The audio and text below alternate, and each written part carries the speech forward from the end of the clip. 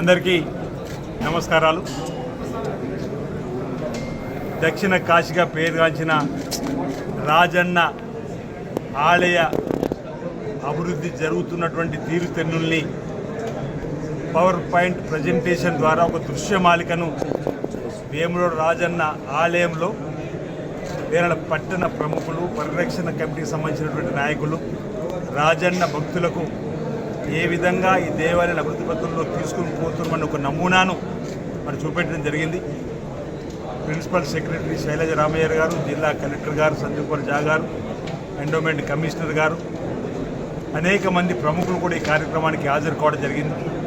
గౌరవ ముఖ్యమంత్రి రేవంత్ రెడ్డి గారు ప్రత్యేక చొరవతోటి గత సంవత్సరం నవంబర్ 20వ తేదీన రాజన్న ఆలయాభివృద్ధికి శంకుస్థాపన చేసుకోవడం జరిగింది.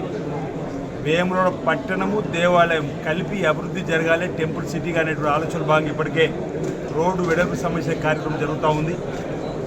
దేవాలయానికి సంబంధించినటువంటి ప్రధాన ఆలయాన్ని విస్తరించే క్రమంలో మంజూరు కావాల్సినటువంటి సుమారు 76 కోట్ల పైచిలుకు నిధులకు అగ్రిమెంట్ కూడా కాబట్టి కాంట్రాక్టర్ కూడా పనిచేయడానికి సిద్ధమైన వేళ పనులు ప్రారంభమవుతున్న వేళ ఎలాంటి అపోహలకు, అనుమానాలకు ఆస్కారం లేకుండా జరగబోతున్నటువంటి ఆలయ అభివృద్ధికి సంబంధించిన నమూనాలను అందరికీ కూడా చూపెట్టాలని చెప్పని ఈరోజు ఈ దృశ్యమాలికను ఈ దేవాలయం సన్నిధిలో వేయడం జరిగింది.